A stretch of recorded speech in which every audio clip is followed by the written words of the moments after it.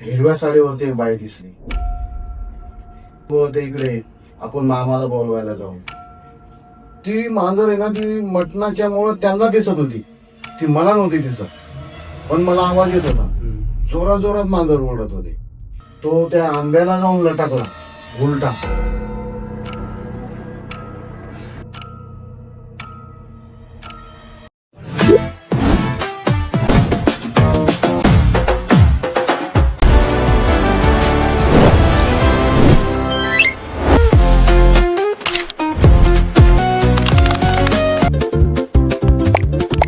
Hello, welcome back to my channel guys. मी आहे रोहित आणि मी पुन्हा एकदा घेऊन आलेलो आहे भूतांच्या गप्पा पार्ट 2.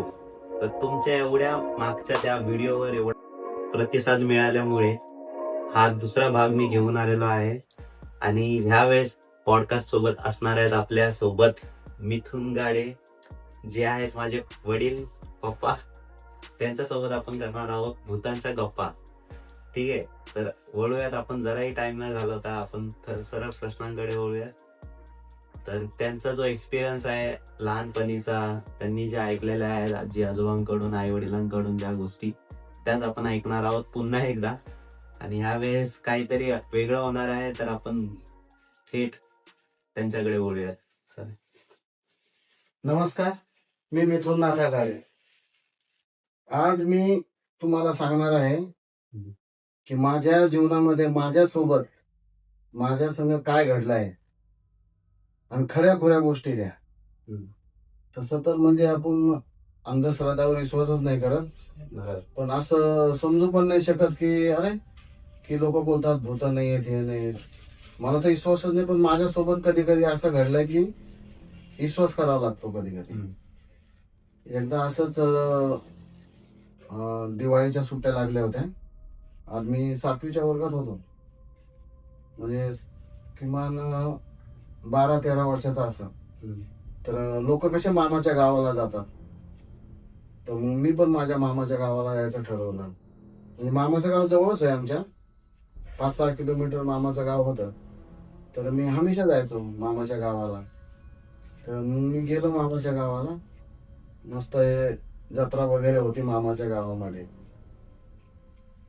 तर मी मामाच्या गावाला गेल्यानंतर मामा माझ्या ना एक गांजे प्यायचा खूप नाद होता, आणि ते सुतारी काम करायचे. सुतारी काम माहित आहे तुम्हाला? वखर बनवणं, शेताचे जे बी सर्व असतात ना इन्स्ट्रुमेंट, ते सर्व बनवत होते. बैलगाडी वगैरे माझे आजोबा बनवायचे, आणि त्यांच्या हाताखाली त्यांचे मुलं शिकले, माझे मामा वगैरे. तर माझ्या मामाला एक लय नाद लागलेला, खूप गांजा वगैरे प्यायचे. आणि त्यांचे जे मित्र होते ना, ते पण खूप गांजा प्यायचे. तर त्या गावामध्ये ना असे संध्याकाळ झाली की ते गांजा प्यायला जायचे. आणि माझी मामी मला बोलायची, अरे जा बरं भाऊ, मामाला बोलून आण, मामाला बोलून आण. मामा असतील त्या तिकडे त्या गल्लीमध्ये, तिकडून मामाला बोलून आण. मला मामाचं ठिकाण माहित होतं की मामा कुठं गांजा पितात वगैरे. तर मग एक दिवस झोपलो बाबा मी घरी मामाकडे. तर मामा असेच गांजा प्यायला गेलेले. मामा यायचे रात्री 10-11 वाजता यायचे. तर गावी म्हणजे 10-11 म्हणजे खूप झाले. तर मला काय रात्री ना अशी झोपीमध्ये चालायची सवय होती. ती म्हणजे थोडे दिवस लागलेली मला, ती पण नीट झाली आता. पण मी लहान होतो तेव्हा मी असं रात्री झोपेतून उठायचो, मला माहित पण नसं राहायचं, आणि घर खोलून मी बाहेर जायचो. तर माझ्यावर खूप लक्ष ठेवत होते घरचे लोक. तर मग एक दिवस मी असं झोपीमध्ये मामीला बोललो माझ्या की मामी, मी जरा लघवी करून येतो. तर मामीला वाटलं की हा जाईल बाहेर लघवी करायला. तर मी असं लघवी करायला गेलो बाहेर. तर मामीला मी स्वतः बोललो, पण मी बोललो की नाही तिला, काय मला काय कळत नव्हतं ते. मी झोपीमध्येच मामीला बोललेलो.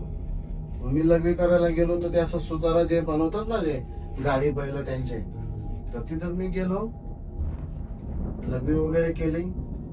आणि लघवी केल्यानंतर मला अचानक त्या गावाचा एक रोड असतो साईडला, तिकडं गावाला पहिला हागणदाऱ्या बोलायचे. तर सगळ्या बायका माणसं वगैरे ना त्या रस्त्याला रोडला टॉयलेटला वगैरे जात असे. तर मग त्या रस्त्याला ना पहिलंच भीती होती, असं गावातले लोक सांगायचे की बाबा तिकडं भूत वगैरे आहे असं तसं. तर मी काय लहान होतो, मला काय एवढं लक्षात नाही, पण ते सांगत होते. तर मी लग्न वगैरे केल्यानंतर मला अचानक अशी हिरव्या साडीवरती एक बाई दिसली. मला तर एकदम अचानक मला बोलते, इकडे आपण मामाला बोलवायला जाऊ. मामाला बोलवायला जाऊ. तर मला वाटलं ही बाई मला मामाला बोलवायला नेते, तर मी चाललो. तर मग मला एकदम मामीला वाटलं की पोरगा आता कधीच गेलाय लग्बीला, अजून काय येत नाही. पण लग्बीला किती टाइम लागतो, 2 मिनिटं 1-3 मिनिटं झालं. तर तेवढ्या अंदाजामध्ये मी वापस यायला पाहिजे होतं. तर माझी मामीला वाटलं की अजून काय येत नाही हा पोरगा. तर मग मामी सहज बाहेर आली. तर मी जिथं पाहिजे लग्न करायला तिथं नसताना ते हागणदारी म्हणतात ना, त्या रोडला मी लांब गेलो. तर मामी घाबरली की एवढ्या लांब हा का चालला. तर मग मामी तिकडे बोलली, तर मला बोलते, ए भाऊ इकडे तिकडे कुठे जातो, इकडे तिकडे कुठे जातो. तर मी मामीला बोलते, मामी थांबा, मी मामाला बोलवायला चाललो या बाई सोबत. माझ्या अंगाला काटा आला, कारण मला खरोखर अजून पण आठवत त्या गोष्टी की ती बाई माझ्यासोबत कसं घडलं होतं. आणि खरोखर सांगतो, ती मामी जर नसते, ती त्यावेळेस नसते आली माझ्या पाठीमागे की बाबा हा कधीचा गेला लग्बीला, आणि ती झोपली असती तर माझ्यासोबत काही पण होऊ शकत होतं. ती बाई मला लागली तिकडे बोलवायला. मामी आली पळत आणि मामी मला लागली धरायला. ती हिरव्या साडीवाली बाई मला ओढते तिकडं हागणदारीच्या रस्त्यानं, आणि मामी मला इकडे ओढते या रस्त्यानं. ती मामी काय सोडित नव्हती मला, कारण मामीला ही माहित होतं की इकडे भीती आहे. आणि मामीला दिसत नाही ती बाई, मला दिसते. मी बोलतोय मामीला, मामी मी आता मामाला बोलून आणतो, ही बाई लगेच मला ओढते बघा, ही ओढते बघा. तर मामी पण काय घाबरली नाही. मामीला माहित होतं की याला काहीतरी घेरलंय वाटतंय. तर मामीनं जोरामध्ये झटका दिला आणि मला असं ओढत आणलं तर मला काटाच आला अजून पण अंगावर. कारण ही कहाणी माझ्या समोरची माझ्यासोबत घडलेली, असं नाही की दुसऱ्यानं कोणी मला सांगितलं. तर मी नंतर मला मामीनं आणलं घराकडे आणलं आणि झोपू घातलं. तर मग मी झोपलो समजा. तर मामीला टेन्शन मध्ये मामी की हा कसं काय तिकडे गेला, आता दुसऱ्याचं लेकरू आपल्या घरी पाहून आलंय वगैरे, की काय झालं असतं. तर मामी टेन्शन मध्ये. तर थोड्या वेळानं अजून अर्ध्या तासानंतर वापस मी उठलो. तर मामी जागीच होती. मी उठलो तर लगेच वापस दरवाजा खोलायला लागलो. तर मामीला दिसतोय मी दरवाजा खोलतोय. तर मामी म्हणजे, आता कुठं चालला तुम्ही, झोपा ना गपचित. तर मामी मामाला बोलवतोय ना. ती बाई बघा तिला वापस तिथं उभा राहिली. ती मला बोलते मामाला घेऊन येऊ. तर मामी जास्तच घाबरली. मामी उठली आणि मामीनं आतून ते टाळा वगैरे लावायचा असतो ना कुलूप, ते कुलूप लावला आणि मला जाऊ देतच नव्हती मामी. तर मामी जाऊ देत नाही, तर मग मला वापस झोपू घातलं आणि संपलं. मग मामा आले तिकडून. तर मामाला मामी लागली सांगायला झोपीमध्ये, किंवा मी तर झोपलेलाच होतो त्या टायमाला, पण मामी लागली मामाला सांगायला की तुम्ही जाऊन बसला तिकडं, हा पोरगा असं लागला करायला, तुम्हाला बोलायला जातो म्हणून, कोणची हिरवी बाया साडी नेसून आलेली, एवढं डेंजर. तर त्या गावामध्ये असं माझ्यासोबत घडलेलं. तर ते मला अजून पण आठवतंय की मामी जर नसते आली तर ती बाई मला कुठे घेऊन गेली असती. विचार करायची गोष्ट आहे. मग नंतर मला मामीनं सकाळी बोलली, मामी उठल्यानंतर मामी बोलली, काय मग कुठं चाललेले रात्री तुम्ही, कोणची बाई होती ही. म्हणलं कोणची मामी, कोणची बाई, काय आता तुम्हाला आठवत नाही का रात्री किती परेशान केलं आम्हाला. मग मला थोडं आठवा लागलं मी झोपेतून उठल्यानंतर. हा अरे यार मामी, मग मी काय झालं नंतर, मामीनं मला सगळी स्टोरी जी माझ्या संग घडली ती मला परत वापस रिपीट केली. आणि तुम्ही जावा म्हणे तुमच्या गावाला, व तुम्हाला झोपेतून उठायची सवय लागली. मग माझ्या आईला तिकडे सांगितलं की म्हणे हा झोपेतून उठते म्हणे, हा उठतात म्हणे झोपेतून तो. तर मग मामाने मला वापस माझ्या गावाला 2 दिवसामध्येच रिटर्न आणून घातलं. कारण त्यांना चिंता होती ना की बाबा दुसऱ्याचा मुलगा आपल्या घरी आलाय, आणि हा झोपेतून उठून जर कुठे गेला वापस, त्या बाई आली कोणची हिरव्या साडीवाली, तर त्यामुळं त्यानं मला 2 दिवसात परत नेऊन घातलं घरी. मग हे नंतर कधी तुम्हाला भास झाला याचा? नंतर तिथं नाही झाला. ती हिरवी बाई कधी दिसली परत? नाही, परत तर दिसली नाही. आणि परत मी मामाच्या गावाला गेलो पण त्याच्यानंतर असं घडलं नाही. पण अजून एक माझ्यासोबत माझे मेवणे, माझ्या बहिणीचे मिस्टर, ते आणि मी एकदा जालन्याला गेलेलो, शहरामध्ये जिल्ह्यामध्ये. तर तिथं गेलेलो होते, पुन्हा आम्ही मटण वगैरे घेतलं. संध्याकाळी आपल्याला मटण आणायचं होतं, तर आम्ही 4-5च्या दरम्यान आम्ही गेलेलो मग जालन्याला. जालन्याला गेलेलो होतो. जालन्याहून आम्हाला थोडसा शॉपिंग करता करता आम्हाला वेळच झाला. आणि गाड्या कशा मोजक्या असतात तिकडून घरी यायसाठी. तर मग आम्हाला येता येता 8 वाजले, रात्रीचे 8 वाजले. तर उतरवलं पण आम्हाला 1 किलोमीटर अंतराच्या स्टॉपवर. तिथपर्यंतच ती गाडी होती. मग तिथून आम्ही यायला लागलो चालत, 2 जण बोलत बोलत. आता ते होते मुंबईचे, मी होतो गावचा होतो. म्हणजे मी मुंबईला नव्हतो त्यावेळेस, तरी मी 17-18 वर्षाचा असेल. सोबत आलो तिकडून. त्यांच्या हातात मटणाची पिशवी वगैरे होती. आणि आलो येतो, मस्त गप्पा करत यायला लागलो. पण एक आमच्या गावाच्या थोडस ना अंतरावर, 1-1.5 किलोमीटर अंतरावरती एक स्मशान आहे. आता ते त्यांना माहिती नाही, पण मला माहिती होतं की बाबा इथं स्मशान आहे, इथं आंबे आहे, त्या आंब्याच्या झाडाखाली सगळे घाबरतात. स्मशान असल्यामुळं सगळे तिथून घाबरायचे. माझ्या वयोगटाचे मुलं सगळे घाबरायचे. आम्ही लहानपणापासून त्या रस्त्याला न्यायला घाबरायचोच आम्ही. ती जुनी पाठी ते? नाही, त्याच्या अलीकडचे, शाळेकडचे, मच्छीदारीचे. त्या रस्त्याने आम्ही घाबरायचोच. सगळेच घाबरतात तिकडं स्मशान असल्यामुळं. पण कोणाला काय झालं नव्हतं एवढ्या दिवस. आणि मला पण कधी काय झालं नाही. आम्ही त्या रस्त्याने यायचो जायचो, शाळेमध्ये पण तिकडून जायचो त्या रस्त्यानं, पण कधीच काय नाही झालं. पण ते असं झालं ना की माझ्या मेवण्याच्या हातात जी मटणाची पिशवी होती ना, तर आम्ही चाललेलो तर त्या आंब्या खालून एक मांजरीचा आवाज यायला लागला, ओरडला. मांजर अशी ओरडत होती, एवढ्या जोरात ओरडत होती, तिचा आवाज मला येत होता. आणि माझ्या मेवण्याला आवाज पण येत होता आणि ती मांजर पण दिसत होती. ते मला दाखवायचे की अरे बघ ना मांजर, ही माझ्या पायाजवळच यायला लागली, सोडतच नाही. मी म्हणतो पुढे राहायचे मांजरीचा आवाज तर येतो मला, मांजर दिसत का नाही. आणि ते सांगतात मला मांजर दिसते. तर ती मांजर आहे ना, ती मटणाच्या मुळे त्यांना दिसत होती, ती मला नव्हती दिसत. पण मला आवाज येत होता, जोरात मांजर ओरडत होते. तर मांजर त्यांना तिकडे घेऊन जायचं, ते आंब्याच्या रस्त्यानं स्मशान भूमीकडची तिकडे घेऊन जायची कोशिश करावी लागली.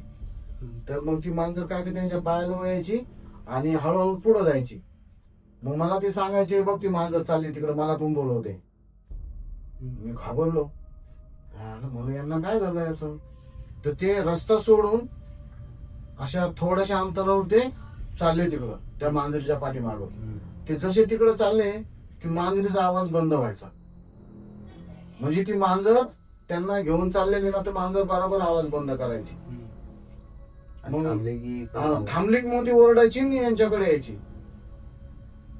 मला एकदम असं अजून पण तो आठवतोय. 7 रात्रीचा वेळ होती, थोडं चांदणं टिपूर होतं, थोडं दिसत होतं की बाबा हे चालले. पण मी बी थोडस म्हणलं हे आपल्या घरी पाहुणे आलेले आहेत आणि यांना कसं जाऊ देऊ तिकडं. मग मी बराच रस्ता सोडून ना त्यांच्या पाठीमागं पळत गेलो. अहो दाजी चला ना तुम्ही, दाजी चला ना. तर दाजी मला असे झटके द्यायचे, अरे थांबी मांजर बघी लयच पाठीमागं लागली. मग मी समजून गेलो की दाजीला काहीतरी चपवायला घेरलंय. मग दाजी काही येत नव्हते. दाजी येत नसल्यामुळे मी पण घाबरलो, कारण मला ते काय घडलं नव्हतं, ते त्यांना घडलं होतं, पण मी स्वतः बघत होतो. मग मी काय केलं, दाजी काय येणार म्हणून मी ती मटणाची पिशवी त्यांच्या हातातून घेतली आणि म्हणलं चला बरं तुम्ही लवकर. मग मी असं ज्यावेळेस ते मला ओढत होते ना, तर त्यांच्या हातात मटणाची पिशवी होती, त्यावेळेस ते मला जोरात ओढायचे. पण ज्यावेळेस त्यांच्या हातात मी मटणाची पिशवी घेतली आणि मी त्यांना इकडे सहज असं धरलं हाताला, तर ते लगेच झटक्यानं इकडे रोडकडे आले. रोडकडे आले मला चला लवकर घरी, चला ती मांजर ओरडत आहे म्हणलं. मग ती मांजर ओरडणं बंद झालं तिचं. मी पिशवी हातात घेतल्यामुळं. म्हणजे ती पिशवी त्यांच्या हातात होती ना, तर त्यामुळे त्यांना ते घेरलं होतं. अच्छा, मतलब मटणाने मटणानं घेऊ का कशानं हो का त्यांच्या नशिबात ते असतात ना राशीवर, तर तशा पद्धतीने त्यानं ते घेरलं होतं त्यांना. पण आवाज त्यांचा बंद झाला मांजरीचा. पण ज्या वेळेस ते रोडच्या आम्ही कडेला लागलो घराकडे जायला, ती मांजर एवढ्यानं ओरडत होती, एवढी ओरडत होती की विचारूच नका. आणि ते सांगतात की अरे मी त्या मांजरीला जरा येतो भेटून, ती मला बोलवते. रावताचे काय येडे बिडे झाले का तुम्ही, चला. मग दाजीला मी म्हणलं बाबा आपले पाहुणे देईन ह्यांना पुढे सोडू. मी तर एवढा घाबरणारा माणूस की मला सगळ्या आमच्या मित्रमंडळीमध्ये मला सर्वात जास्त घाबरणार असे बोलत होते. कोणी पण मला म्हणते अरे हा लय घाबरतोय, हा लय घाबरतोय. पण मी तिथं डेअरिंग केली का की बाबा माझे दाजी होते आणि कसं त्यांना जाऊ देऊ एकट्यांना. तर मग मी हिंमत करून त्यांना रस्त्यानं आणलं. मग मी बराच वेळ असा लांब गेलो, आम्ही चालवतो तोपर्यंत ती मांजर ओरडत होती जोरामध्ये. मला दिसत नव्हती, त्यांना दिसत होती. मग आम्ही बऱ्याच लांब येऊन मग 1 किलोमीटर अंतर होतं आमचं की अर्धा किलोमीटर अंतरावर आम्ही पोहोचलो. मग मला पण जरा बरं वाटलं की बाबा आम्ही आता लांब आलोत, काय भीती नाही. मग घरी आलो. मग घरी आम्ही सर्व सांगायला लागलो दाजीला असं झालेलं. मग घरचे लोक म्हणे चकवा असं, चकवा कसं फिरवतो माणसाला. पण तो त्यांना घडला होता, तो मला नव्हता घडला. फक्त मी हे सगळं बघत होतो. ते खूप म्हणजे विचित्र झालेलं एकदम. चकवा काय असतो, म्हणजे चकवामध्ये चकवा म्हणजे मला पण एवढं माहिती नाही, पण लोक सांगतात की तो एखाद्या माणसाच्या तकदीरात असला की त्याला तो दिवसभर रात्रभर तो आहे ना, रात्रभर तो फिरवत असतो. आणि विहीर वगैरे असते ना, तो असं विहिरीत ढकलून देतो. म्हणजे त्या माणसाला तो जोडीदार करतो. विहिरीत ढकलला की तो माणूस मरणार. अच्छा, असं चकवा बोलतात. तर तोच प्रकार यांना घडलेला असं मला असं वाटतं. पण भिंगारदेव माझे मेवणे जे होते भिंगारदेव, ते पण डेअरिंगबाज होते. ते पण अशा गोष्टीला घाबरत नव्हते. घाबरणार फक्त मीच होतो. पण ते त्यांना घडलं होतं आणि मी त्यांना सपोर्ट करून मागं आणलं. जसं की मी सांगितलं मागच्या ह्याच्यामध्ये की मामी जर नसती तर मी कसं आलो असतो वापस. कारण मला तर ती हिरव्या साडीवाली बाई घेऊनच गेली असती. मग माझं पुढं काय झालं असतं का, मी पडलो असतो तिकडं XYZ. तसंच दाजी सोबत पण असं घडलं असतं. अशा गोष्टी झालेल्या माहिती त्यावेळेस. मला खूप घाबरणारा मुलगा बोलायचे आमच्या मित्रांमध्ये ना. अरे हा लय घाबरतो, मिथून गाडीला घाबरतो. आणि मी खरंच घाबरत होतो. मला असं भूताचं म्हणलं की मला चोराचं भूताचं. मग एकदा असेच काय झालेलं, पोरं आम्ही आमच्या घराच्या बाजूला ती विहीर आहे ना, त्या विहिरीच्या बाजूला आम्ही सगळे पोरं तिथे खेळायचो आणि तिथंच बसायचो गप्पा गोष्टी मागं. त्या विहिरीजवळ आम्ही बसायचो सर्व. असंच बसताच आमच्या डेअरिंग वाल्या गप्पा निघल्या. अरे हा लय डेअरिंग वाला, हा घाबरत नाही, हा मिथून गाडीला घाबरतो. तर मला वाटायचं यार मी आता मोठा झालोय, आता मी कशाला घाबरू. मी पण नाही घाबरत. आणि मी पण हा विश्वास आता मी सोडून दिला होता की आता आपल्या संग तर काय असं घडलं, पण आपलं काही झालेलं तर नाही तकलीफ. तर मग मी म्हणलं चल मी पण नाही घाबरत, मी पण डेअरिंग लागू करायला. तर मग एक मुलगा त्यातला आमच्या मित्रातला बोलतो चल तू ते जे आंब्याचे मी आता सांगत होतो ना, समशानकडे ते आंबे आहेत, तिथं रात्रीच्या टायमात तू जाऊन दाखवशील का. म्हणलं हा जाऊ शकतो. तर आमचा काय 8-8:30चा टायमिंग होता रात्रीचा. तर जाऊ शकतो म्हणे. फक्त जाऊन वापस यायचं म्हणजे तिथून फक्त आंब्याचं पाणी तोडून आणायचं आणि दाखवायचं मी आंब्याचं पान तोडून आणलंय, म्हणजे मी सबूत म्हणून. एकटं जायचं, एकट्यानं वापस यायचं. तर मी म्हणलं आता आंब्याचं पान तोडून आणू का नको. तर काय बोलत होते, अरे जाऊ नको जाऊ तिकडं, असं आहे तसं आहे. मला चल मी काय घाबरतो का.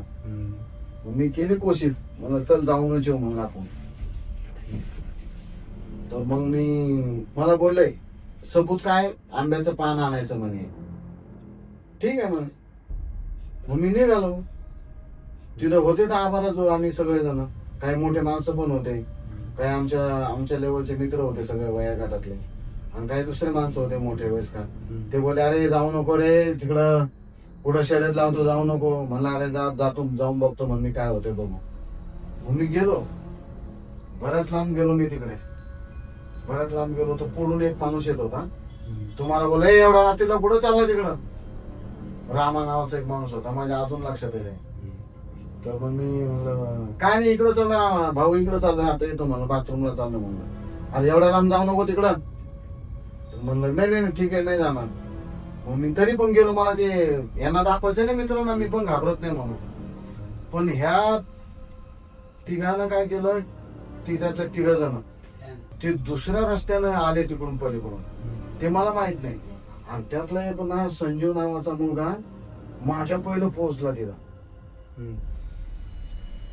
तो माझ्या पहिलं तिथं पोहोचला आणि मला जायच्या पहिलं तिथं जाऊन तो त्या आंब्याला जाऊन लटाकला उलटा. तो लटकला आणि मला हे माहितच नाही, मला ते माहितच नाही. तर मग तो लटकला, मी ज्यावेळेस तिकडे जवळ गेलो त्या आंब्याजवळ जायचं मला, तो ती लटकलेली प्रतिमा दिसली मला. पहिलंच मग मी घाबरलो की बाबा ह्या आंब्याजवळ तिकडे असं असं आहे, आणि ती लटकलेली प्रतिमा दिसली. तर मी लगेच तिथं बेहोस जागेवरच पडलो मी ते चित्र बघून. तिथं पडलो दिसलं, मग मी त्यांना बघितलं मला की अरे हा पडला, घाबरला तो. लगेच ते पळत आले 3 जण आले, मला उठवलं, त्यानं हलवलं, उठवलं. अरे म्हणे उठ उठ उठ उठ, आम्हीच आहेत. मग मी जरा उठलो आणि घाबरलो, म्हणा अरे इथं कसं आलं मी, तिथं कोणतं लटकलेलं. म्हणे अरे आम्हीच होतो, घाबरू नको. ते पण घाबरले, मग आम्हीच होतो म्हणे. आणि मला उठून घरी इकडे आणलं. त्या चालत आलो मी व्यवस्थित. पण ह्या पोरानं शाळा केलेली माझ्यासोबत की हा गेला बी तर तिथं गेल्यावर काय होणार नाही. मग हे 2 तिघांनी काय केलं की तू पहिलं जाऊन तिथं उलट लटकायचं त्या आंब्याला. मग ते लटकला आणि मला हे माहित नाही की ते माझ्या पहिलं जाऊन तिकडे लटकलाय. मी चालत गेलेलो, ते लोक पळत गेलेले दुसऱ्या रस्त्याने. त्यानं अशी झाडा केलेली. मित्र असे असतात. मित्र म्हणजे चांगले पण होते, मजाक मस्ती करणारे पण होते. आता त्यांना वाटलं हा जाईल आणि जितून येईल, म्हणजे हा शर्यत जितेल, पण याला आपण घाबरूया. अशा पद्धतीनं त्यानं ते नवीन नियोजन केलेलं की आपण तिथं लटकूया, एकदम तू लटक जाऊन, आणि नंतर मग हा घाबरल का किंवा घाबरणार नाही, बघूया पुढचं. मी घाबरलेलो आणि पडलो पण तिथं, आणि नंतर मग त्यानंच मला उचलून आणलं. तर हे माझ्या सोबत घडलेल्या गोष्टी आहेत. अजून असा काय भयानक किस्सा नाही आहे काय? खूपच असं काय घडलं तुमच्यासोबत किंवा कोणासोबत गावामध्ये आपल्या? गावामध्ये भरपूर असे किस्से आहेत की आता ज्या कोणी बोलतं की आता 3 बाया आता अजून पण फिरतात शेतामध्ये त्या रस्त्यानं. 3 बाया, आपलं जे गायरांचे शेत आहे ना त्या रस्त्यानं 3 बाया नेहमी असतात म्हणजे तिकडं. तर त्यांचं काय म्हणजे? त्यांचं म्हणजे त्या मेल्या होत्या 3 सोबतच. लेकरावाल्या होत्या, छोट्या लेकरावाल्या. तर त्या 3 सोबतच मेल्या होत्या एका जागेवर. पण त्या आपल्याला कधीच काय दिसल्या नाही, काय घडलं नाही. पण त्या नेहमी त्या रस्त्यामध्ये असतात. ते काय करतात कोणाला काय नाही करत, पण ज्याला दिसतात ना त्या सांगतात बाबा 3 सोबतच आहेत अजून.